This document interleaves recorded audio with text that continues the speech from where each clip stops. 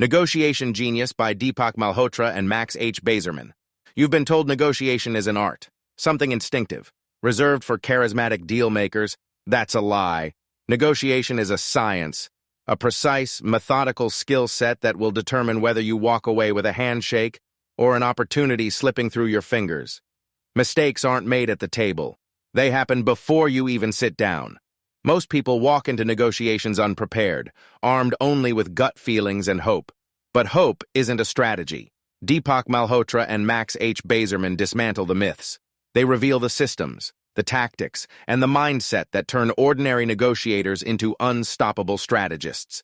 You'll learn how to leverage your BATNA, your safety net when talks collapse. You'll discover the power of anchoring, how the first number on the table shapes the entire deal. And you'll understand why trial and error beats rigid plans every time.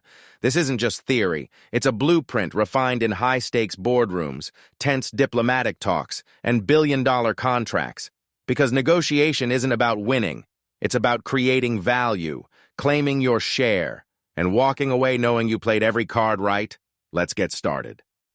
Lesson 1. The need for negotiation. Negotiation isn't about winging it with charm or intuition. It's a science, a discipline rooted in preparation, analysis, and strategy. According to Malhotra and Bazerman, one of the most damaging misconceptions is the belief that negotiation is an innate talent, something you either have or you don't. But negotiation is not an art form reliant on gut feelings. As the authors emphasize, gut instinct is not a strategy. Effective negotiators follow proven frameworks to minimize guesswork and maximize results. They know that preparation doesn't begin at the bargaining table. It begins long before, with a structured approach to planning every move. If you think you'll figure it out as you go, you're setting yourself up for failure. Negotiation genius starts with the belief that success is methodical, not magical. At its core, negotiation is about solving problems and finding agreements where everyone benefits. It's not a battlefield. It's a space for collaboration. When you treat negotiation as a structured process instead of a spontaneous art form, you increase your ability to adapt, respond, and drive the conversation toward favorable outcomes. As Malhotra and Bazerman explain, negotiators who rely solely on intuition often fall into common traps, reacting emotionally, misreading the other party's intentions, or failing to see creative solutions. They add, "Good negotiation is not about luck, it's about preparation and process." A great example is seen in high-stakes corporate deals, where billions of dollars are on the line. The negotiators who win are rarely the ones with the smoothest talk. They're the ones with the clearest plans. They've mapped out every scenario, anticipated objections, and armed themselves with data to back their positions. In contrast, negotiators who rely on winging it are often left scrambling when conversations take unexpected turns. The lesson here is simple but powerful. Negotiation isn't a gift. It's a skill, one you can learn, refine, and master with the right mindset and tools. Lesson 2. Preparing to negotiate. Preparation isn't optional. It's the foundation of every successful negotiation. Yet most people walk into critical discussions underprepared or worse, not prepared at all. The authors outline a 5-step pre-negotiation framework. Assess your BATNA, best alternative to a negotiated agreement. Know your options if the deal falls apart. As the book states, your BATNA is your safety net. Without it, you're negotiating blind. Calculate your reservation value. Determine your walkaway point based on your BATNA. Assess the other party's BATNA. Understanding their alternatives gives you leverage. Calculate the other party's reservation value. Identify their limits. Evaluate the ZOPA, zone of possible agreement. Find the overlap between your reservation value and theirs. Skipping any of these steps means walking into the negotiation blindfolded. Preparation doesn't stop with the 5 steps. It also involves deeply understanding the context of the negotiation. What does the other party value most? Are there non-monetary terms that might appeal to them? For example, in a salary negotiation, an employer might not have the budget to meet your salary demand, but might offer more vacation days or flexible work hours. Great negotiators look beyond the obvious terms to identify hidden levers that can create mutually beneficial outcomes. Additionally, preparation involves anticipating obstacles. Will there be cultural differences? Is there a power imbalance? Are there external pressures, such as deadlines or third-party approvals, influencing the negotiation? Each of these factors can shape the dynamic at the table. A well-prepared negotiator also knows how to control their mindset. Walking into the room with confidence, clarity, and focus is half the battle won. As Malhotra and Bazerman put it, preparation isn't just about data and numbers, it's also about preparing yourself mentally to navigate complexity and uncertainty. Lesson 3. The power of the first offer. The first offer sets the stage. It's an anchor that influences everything that follows. If you have enough information about the other party's reservation value, make the first offer. Why? Because the first number spoken tends to frame the entire discussion. But if you're unsure about the ZOPA, it's better to wait. If the other side makes the first move, don't let their anchor pull you off course. Malhotra and Bazerman offer a crucial reminder. Stick to your plan. Don't let their anchor soften your position. Anchoring works because of how the human brain processes information. Once a reference point is set, subsequent numbers are subconsciously compared to it. For example, if a seller opens with a price of $1 million, a counteroffer of $800,000 feels much closer to their range than an initial offer of $600,000. However, making the first offer isn't about being aggressive. It's about being strategic. A well-calculated anchor should be ambitious yet defensible. If your offer is too extreme, it might alienate the other party. But if it's too soft, you risk leaving value on the table. Consider the story of a corporate acquisition deal, where the buyer strategically made the first offer after months of meticulous research. Their opening number wasn't just arbitrary. It was backed by data, competitive benchmarks, and clear reasoning. The result? The entire negotiation was framed around their number, giving them a distinct advantage. In short, the first offer isn't about being bold. It's about being informed. It's about knowing when to lead and when to wait, ensuring that every move is intentional and anchored in strategy. Lesson 4. Contingency contracts. Uncertainty often halts negotiations, leaving both parties at an impasse. That's where contingency contracts become essential. These are agreements structured to account for future uncertainties, allowing both sides to bridge disagreements by setting conditions tied to specific outcomes. A contingency contract essentially says, if X happens, then Y will follow. For instance, if two companies disagree on projected sales revenue for a product, they might structure a deal where the seller receives a higher payout only if the product hits certain milestones. This allows both sides to move forward without requiring absolute certainty in their predictions. Contingency contracts are particularly powerful when two parties have different expectations about future events. Instead of arguing endlessly about whose prediction is correct, both sides agree on a structure that rewards accuracy. It's a win-win solution because it ties outcomes to measurable benchmarks. However, contingency contracts are not a cure-all. They require clarity, precision, and mutual agreement on how success or failure will be measured. Vague terms can create disputes down the line, especially if the benchmarks are subjective or difficult to verify. For example, a contract that promises a promotion if performance improves is open to interpretation and likely to cause friction. The authors emphasize the importance of establishing objective criteria for contingency agreements. Success metrics should be clear, measurable, and mutually agreed upon in advance. Both parties must also understand and accept the potential risks. If one side has significantly more information or expertise about the uncertain factor, they hold an unfair advantage in structuring the terms. One famous example comes from the world of sports. Professional athletes often negotiate performance-based bonuses into their contracts. A football player might receive an additional payout if they score a certain number of goals in a season. These agreements create alignment. If the player performs well, both the team and the athlete benefit. But poorly designed contingencies, such as vague definitions of team contribution, can lead to misunderstandings and disputes.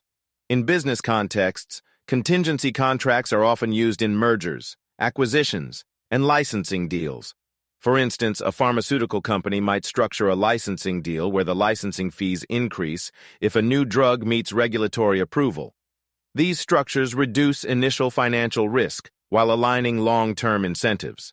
The key takeaway is this: contingency contracts are tools for navigating uncertainty, but they must be built on a foundation of clear metrics, transparency, and mutual understanding, as Malhotra and Bazerman warn. Only use contingency contracts when the uncertainty can be measured and agreed upon by both sides. When used wisely, contingency contracts don't just resolve impasses. They build trust, foster collaboration, and ensure both parties remain invested in the success of the agreement. Lesson 5.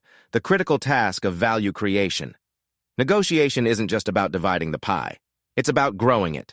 The most successful negotiators understand that value creation is the heart of every meaningful negotiation. Instead of focusing solely on claiming their share, they focus on expanding the total value available to everyone involved. Value creation starts with understanding interests, not just positions. Positions are the specific demands each party makes, while interests are the underlying motivations behind those demands. For example, in a salary negotiation, a position might be, I want a $10,000 raise, but the interest might be, I want to feel valued and secure in my role. Understanding interests opens up creative ways to meet both sides' needs. Malhotra and Bazerman introduced the concept of multiple interests as a key driver of value creation. Most negotiations involve more than just one issue: salary, deadlines, deliverables, payment terms, bonuses, flexibility, and more. Effective negotiators identify all these elements and prioritize them based on their importance. One strategy is log-rolling, trading off less important issues to gain more on high-priority ones.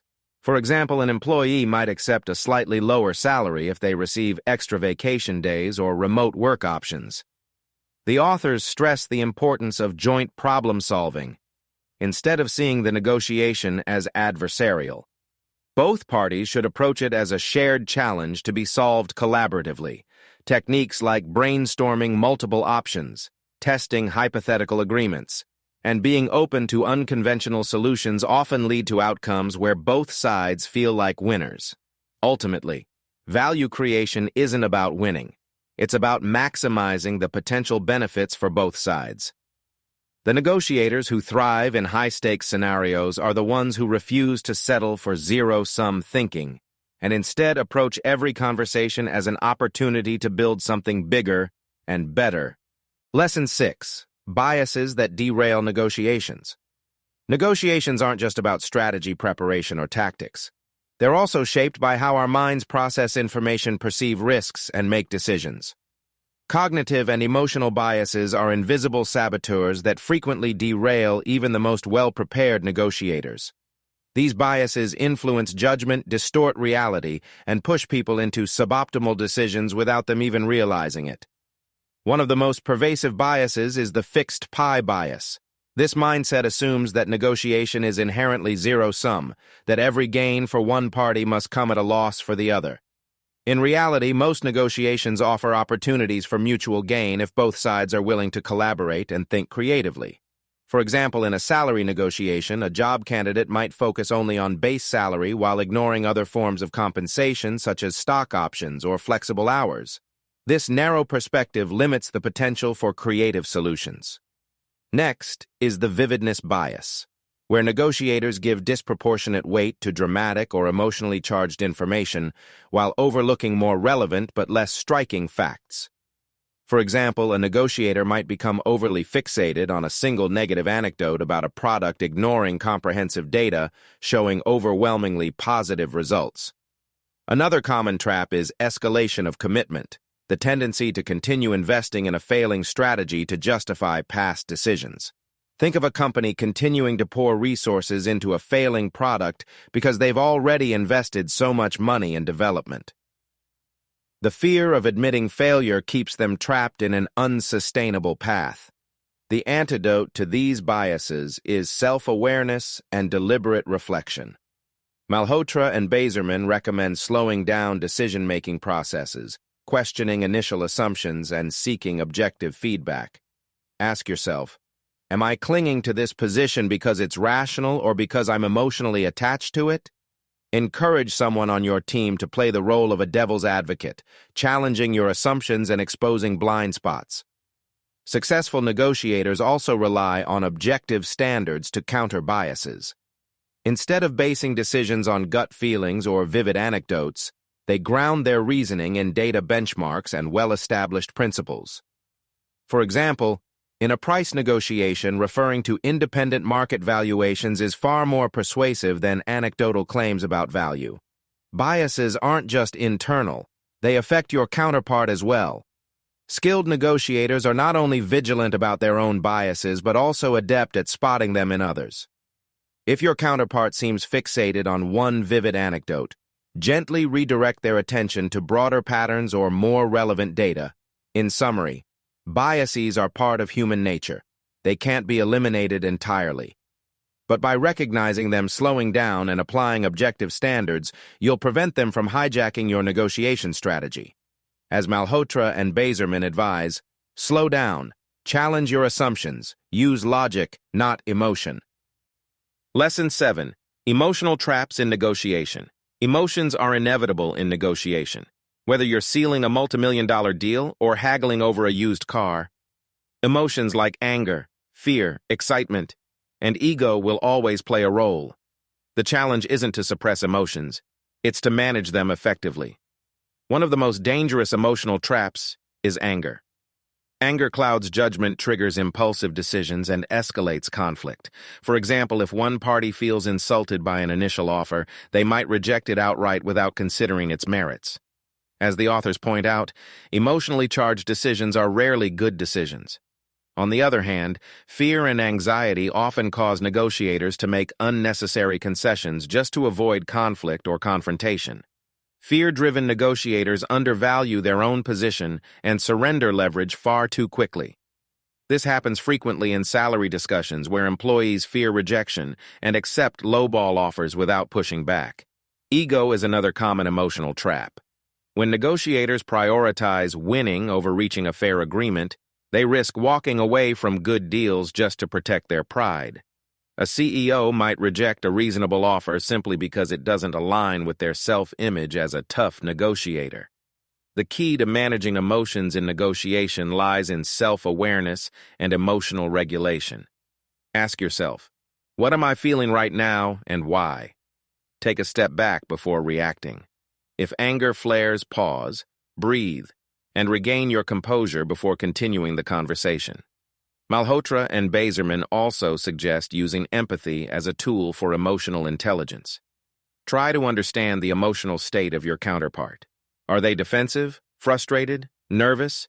A simple acknowledgement, "I sense this issue is important to you," can diffuse tension and rebuild trust.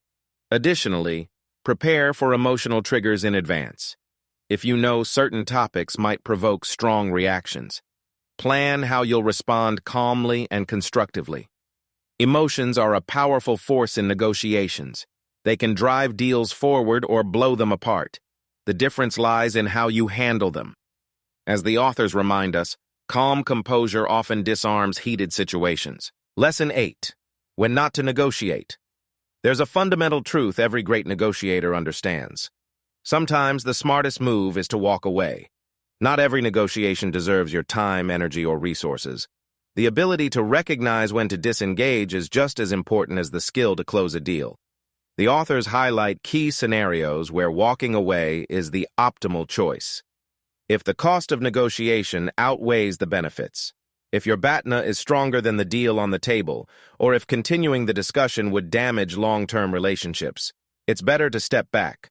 For example, in a vendor negotiation, if the supplier's terms are unreasonably rigid and alternatives are readily available, pursuing further negotiation wastes valuable time.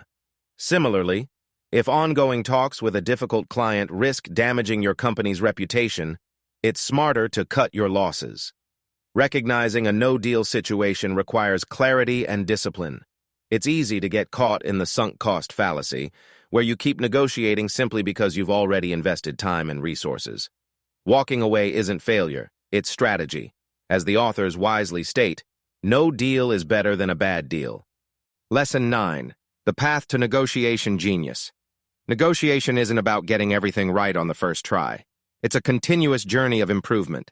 Malhotra and Bazerman emphasize that negotiation mastery isn't a destination. It's an ongoing process. Every negotiation, whether it's a billion-dollar deal or a conversation with a colleague, offers lessons. Reflect on your experiences. What worked? What didn't? How could you have handled moments of tension differently? Great negotiators are perpetual students. They analyze their successes and failures, refine their strategies, and remain open to new insights. As the authors remind us, negotiation mastery isn't about perfection, it's about persistence. Every conversation is an opportunity to sharpen your skills, refine your approach, and grow as a negotiator. Thank you for listening to Negotiation Genius by Deepak Malhotra and Max H. Bazerman.